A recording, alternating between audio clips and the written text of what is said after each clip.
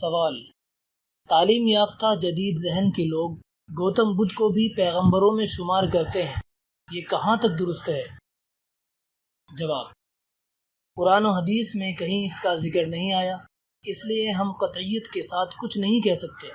शरई हुक्म ये है कि जिन अंबिया किराम अलैहिमुस्सलाम के अस्माए गिरामी कुरान करीम में ज़िक्र किए गए हैं, उन पर तो तफसीलन कतई ईमान रखना ज़रूरी है,